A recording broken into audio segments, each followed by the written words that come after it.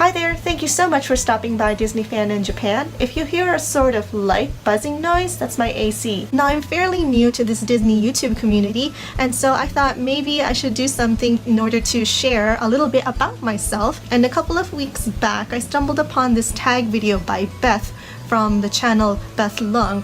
I hope I'm saying your last name right, Beth. And the tag video that she did is titled Questions I've Always Wanted to Ask. And this tag was actually done by two other Disney YouTubers, Karen from Karen's USA Adventures and Cyndi, or Cyndi aka Disney Queen, and all their channels I will link in the description box. Like I said, there are 16 questions in this tag, and because this is a video, I feel the need to show something at the same time. Do you remember Tsum Tsums? I really got into Tsum Tsums. They're so easy to collect. I really love the details that are put into it. I was also really into the costumes that they would wear for particular events like Valentine's and Christmas and Halloween. They were almost everything I wanted in a plush. They were small, they were cute, they were affordable. I mean, when the average prices of a plush here in Japan is double or triple the price of a Tsum Tsum, a Tsum Tsum is like amazing. I myself rode that wave hard. I rode that wave so hard for 2 or 3 years, and I actually stopped collecting seriously, and it's been almost a year since I bought my last Tsum Tsum. I can't even remember the last one I bought. I feel like very recently they're just starting to get less relevant and they're slowly fading away. I mean, Japan has released a box anniversary set every October for the last couple of years, and it's the first time last year that there was no anniversary box released, and I want to say it's because there was a huge celebration about Mickey's 90th birthday, and that probably led to the decision that maybe they won't release a boxed anniversary set this year. But if Tsum Tsums are still popular, I believe they would still release that box set nonetheless. And don't get me wrong, Japan was still dishing out Tsum Tsums. There were special Mickeys to commemorate the 90th birthday. The most recent Tsums to be released were the Kingdom Hearts Tsum Tsums, to be coinciding with the release of Kingdom Hearts 3 this month. And then before that, there was Wreck-It Ralph 2. So I would say there's still a pretty good audience for them in Japan, just not as big. And maybe that goes the same for America and Europe. So I can't help but think that maybe it's slowly dying down. Also, along with the 16 questions that I will be answering, I will also be showing my top favorite 16 Tsum Tsums in no particular order. Showing the Tsum Tsums while I answer these questions also has another purpose, and that is to the detriment of my husband's sanity sometimes. I am a fidgeter. I fidget, I fiddle when I am speaking. I find that if I'm not touching or fiddling with something, I tend to get a little more nervous. Just holding something in my hands just seems to help me think more clearer and to calm down a little bit or to slow down. So Tsum Tsums will be a great help to me in answering these 16 questions. So grab a cup of your favorite beverage, be it coffee or tea, and have a sit along with me through these 16 questions. Question number 1 and Tsum Tsum number 1. I actually do not own a Christmas sweater, but if by Christmas sweater you mean like sweaters that I wear during the Christmas season, then yes, I actually have one. And that was actually a present from my brother, and it came as a matching pair for me and my husband. And actually my husband prefers to wear it more often than I do.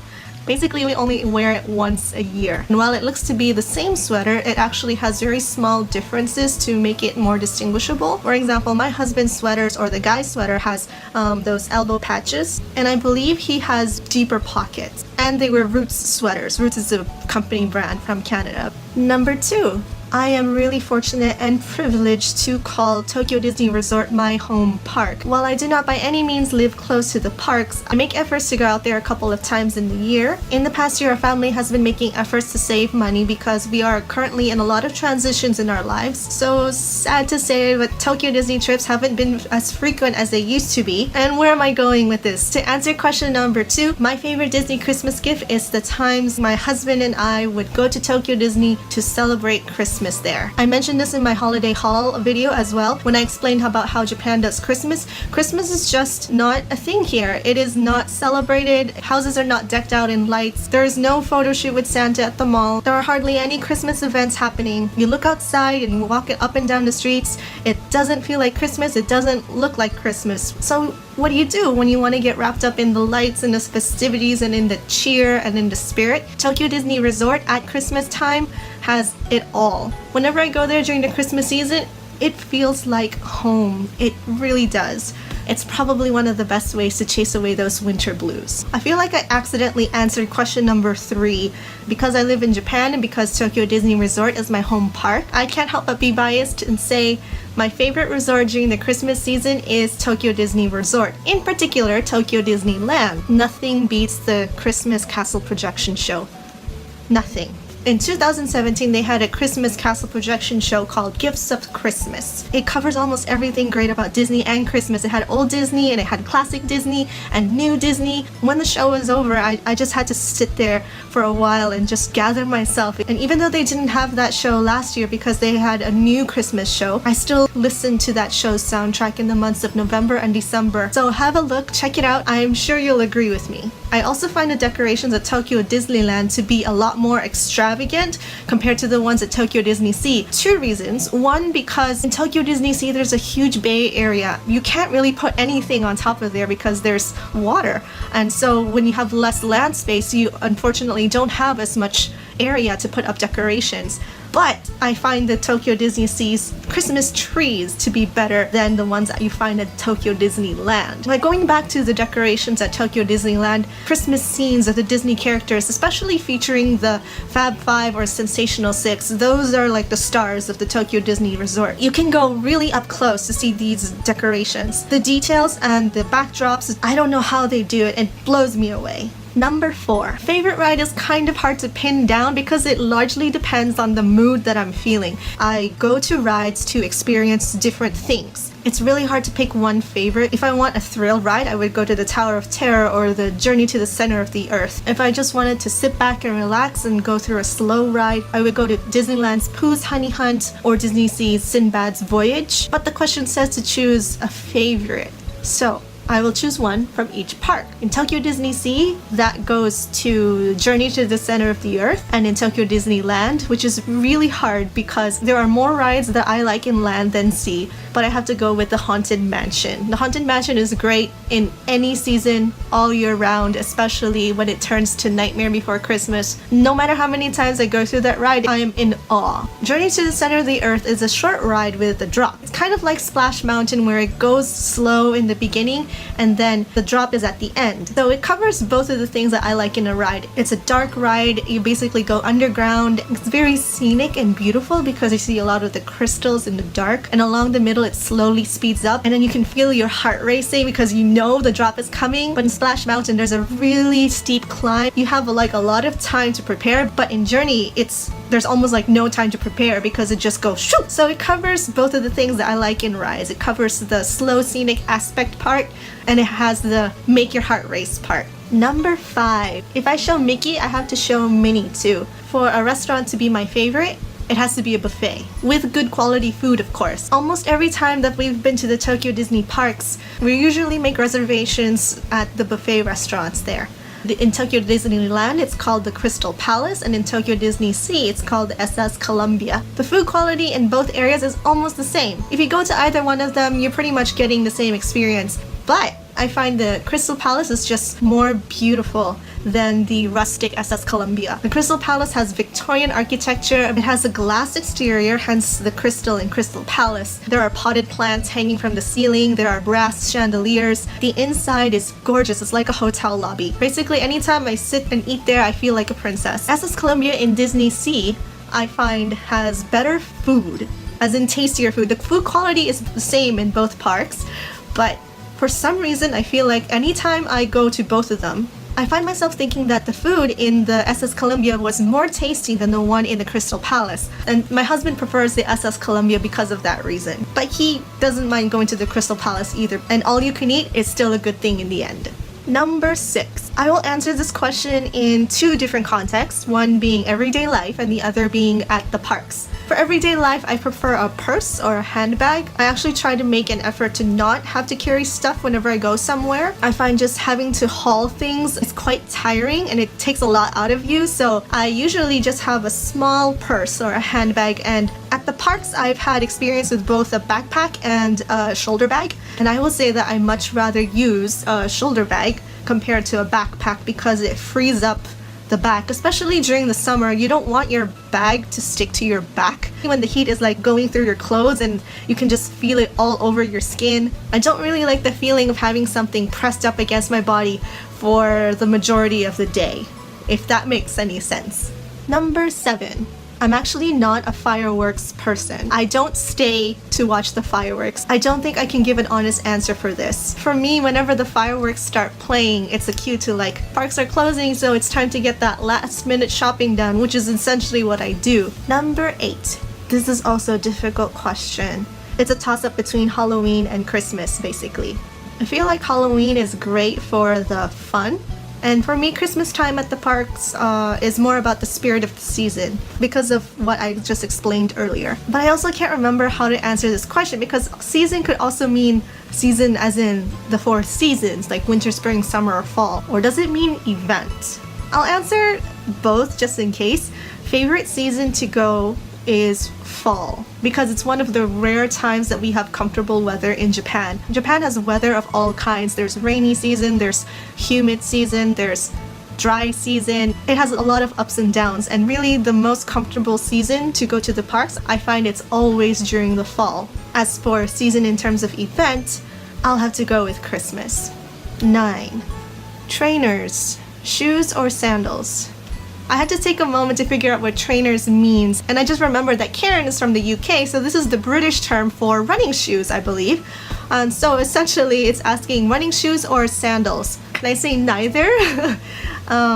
Because, and please don't shoot me, I'm a big Crocs person. Not the ugly Crocs, okay, but nice looking ones, like the ballet flats or even the platform shoes or the wedges. I wear it to work every day. I wear it whenever I go out, and they are so good when you go to the parks because it's waterproof, it's lightweight, it's super comfortable. Maybe that's leaning towards trainers or running shoes. Number 10. There were only a few times where I did the Disney dining plan. Most of them being for the meet and greets. I wonder if that's what it means. I experienced it once at Disneyland and I experienced it once at Tokyo Disney Sea, the meet and greet dining plan. And both were great experiences. If you like to meet characters, it's very easy. But I would have to say I prefer buy as you go because less time eating means more time doing other things like riding rides, going shopping, watching shows. I try to make the most of every minute in my Disney day. Number 11. Many years ago, I collected pins. Really, the main reason why I collected pins was just to get a board for my favorite character, Donald Duck. I did that for about a year or 2 and I decided to stop because I started to realize that it was an expensive hobby. And aside from pins, I also had a Tsum Tsums collection and a university collection, so I had to make the decision to slow down my pin collection. And I got to a point where I was pretty satisfied to how I filled up my pin board, so I thought it was a good time to stop collecting for a while. My favorite pin set is a WDI set that features the Duck family with Disney castles. For some reason, white characters soothe my soul. I mean, that's why I have so many Duck Tsums. When I first got this set, there were cracks in the Scrooge pin. The other pins were fine. It was only in the Scrooge pin that there were cracks. And the cracks were in the water, and it really stood out. I guess during the shipping and handling, I don't know what. So I wanted to replace Scrooge because I love that pin set, and it took many months of searching, but I finally was able to replace Scrooge, and so my castle set is whole again. Number 12. Rides or shop? I'm probably one of the very few people that goes to Disney for the shows. I make every effort to see the shows that I want to see whenever I go to the parks. I feel like if I don't get to see the show, I feel like I'm losing out on something big. So the way I plan my schedule out in the parks is first I give shows priority and then I plan the day around those shows because those shows only happen during the certain times of the day. So I would make out that schedule, and then while waiting for that show, that's when I would go on the rides, or I would go shopping, or I would take pictures. But to stay on topic of the question, next to shows, I would say rides, and then shops are like last priority. Oh, check this out.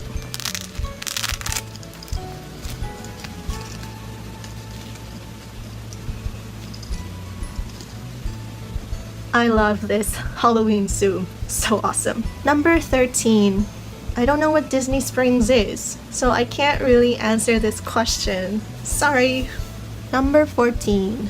Okay, I didn't plan this out or anything, but the next question is about ice cream, and the next Tsum that I want to share, believe it or not, is this Donald and Daisy ice cream pair, which is from an ice cream set that came out way back when in Japan. How lucky is this? I don't really make the efforts to go to ice cream shops in the Disney parks. There's only really one time that I went to get ice cream, and that is the gelato shop in Tokyo Disney Sea. That's pretty much the only place I know where to get ice cream, aside from the kiosks that are scattered around the parks. But I'd like to share my favorite ice cream from the parks, and that is the sea salt vanilla ice cream, something along those lines, and it's at Tokyo Disney Sea. It's in the Mermaid Lagoon area. It is in the shape of a seashell. It is like one of the best vanilla ice creams I have ever had. It is especially great during the summer days because the saltiness of the vanilla makes it a lot more fulfilling rather than just your regular plain vanilla.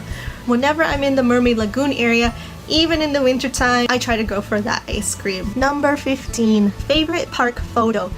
I have so many favorites. Almost every time we go to Tokyo Disney Sea, we ride the Tower of Terrors, so we have a bunch of commemorative photos from there, and my husband loves to make poses or funny faces on it. In those photos, I usually only have one face, which is a freaking out face. Well, he has like a range of expressions throughout the years. He says he doesn't like photos, but he's such a poser in it, it makes me wonder. But to pick a favorite, I have to choose our engagement photo. Yes, we got engaged at Tokyo Disney Sea, but it was very dark, so we took photos the next day in the afternoon, and we were at Disneyland. And we went with our friends at that time, and my husband had requested that they be the photographers for that Disney trip. So we headed over to the castle area and we took a picture in front of the castle, and it was the 30th anniversary at that time. To this day, I still have that picture up in our hallway, and it's one of the reasons why I love going to the park so much. So many good memories were made for me and my friends and my family. Number 16. Could you guess? From the Tsum Tsums that I showed you, one of them tended to show up more often than the others. Yes, while I know that Daisy was the one that showed up the most, it's actually Donald. I love Donald, and actually my obsession for him just exploded as it got amplified in Japan, because Japan loves Donald, especially at the Tokyo Disney parks. Oftentimes he will have his own merchandise line, and he even has his own greeting space in both parks. He is so well loved. And even during shows, he tends to stand out compared to the others. I mean, it's Donald, he's kind of outrageous by character anyway. But I feel like, after visiting the American parks and the Paris parks as well, that the Asian parks, including Hong Kong Disney, have a bigger heart for Donald. Last year, his birthday month, the month of June, he had his own merchandise line, he had his own pins, plush at the parks. I don't think I've ever seen the Sensational Six celebrated in such a way.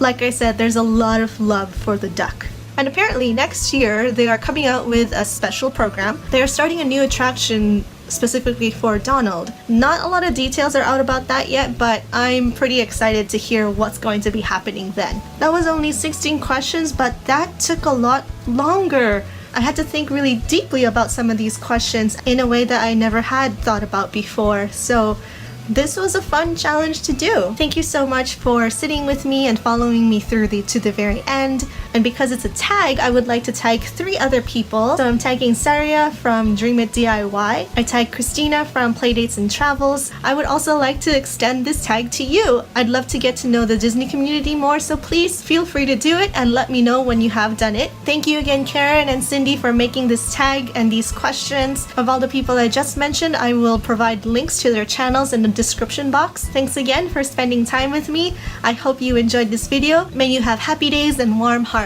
I'll see you in the next video.